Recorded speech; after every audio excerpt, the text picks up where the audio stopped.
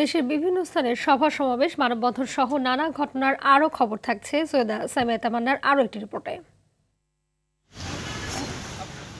চট্টগ্রাম কক্সবাজার মহাসড়কে দুর্ঘটনা রোধে জাঙ্গালিয়ার দুর্ঘটনাপ্রবণ এলাকায় প্রায় ১ কিলোমিটারের মতো সড়ক জুড়ে বিপজ্জনক সাংকেতিক চিহ্ন হিসেবে সড়কের দুপাশে লাল পতাকা উত্তোলন, চালকদের সচেতনতা সহ নানামুখী কাজ করছে আরাকান সড়ক ট্রাক, মিনি ট্রাক ও পিকআপ, কাভার্ড ভ্যান ড্রাইভার বহুমুখী মালিক শ্রমিক সমবায় সমিতি। মেহেরপুর বাস, মিনি বাস ও মালিক সমিতির কিছু সদস্যকে নিয়ে গঠনতন্ত্র বহির্ভূতভাবে অবৈধ আহ্বায়ক কমিটি গঠনের প্রতিবাদে সংবাদ সম্মেলন করেছে মেহেরপুর জেলা বাস ও মিনি বাস মালিক সমিতির সভাপতি ও জেআর পরিবহন মালিক জহিরুল ইসলাম।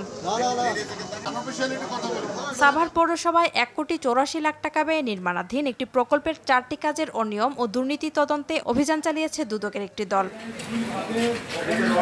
গাজীপুরের কাশিমপুরে স্কুল ছাত্রীকে অপহরণ মামলায় আসামিদের গ্রেফতারের দাবিতে মানববন্ধন করেছে পরিবার ও এলাকাবাসী। মহানগরের সারদাগঞ্জ মোল্লাপাড়া এলাকায় এই মানববন্ধন হয়। মৌলভীবাজারে তরুণ আইনজীবী সুজন মিয়াকে প্রকাশ্যে ছুরিকাঘাতের ঘটনায় প্রতিবাদ সমাবেশ হয়েছে। মৌলভীবাজার জেলা আইনজীবী সমিতির আহ্বায়ক মুজিবুর রহমান মুজিবের নেতৃত্বে এই মানববন্ধন কর্মসূচি পালিত হয়। পাবনার ঈশ্বরদীতে ৪০ দিন নিয়মিত নামাজ আদায়কারী শিক্ষার্থীদের মাঝে বাইসাইকেল বিতরণ করেছে জনকল্যাণমুখী সামাজিক ও সাংস্কৃতিক পরিষদ আহ্বান। মেহেরপুর জেলা স্টেডিয়ামে খেলা বন্ধ করে মেলা আয়োজনের প্রতিবাদে মানববন্ধন করেছে ক্রীড়াপ্রেমীরা। জেলা প্রশাসকের কার্যালয়ের সামনে এই কর্মসূচি পালিত হয়। সৈয়দা সামিয়া তামান্না, RTV।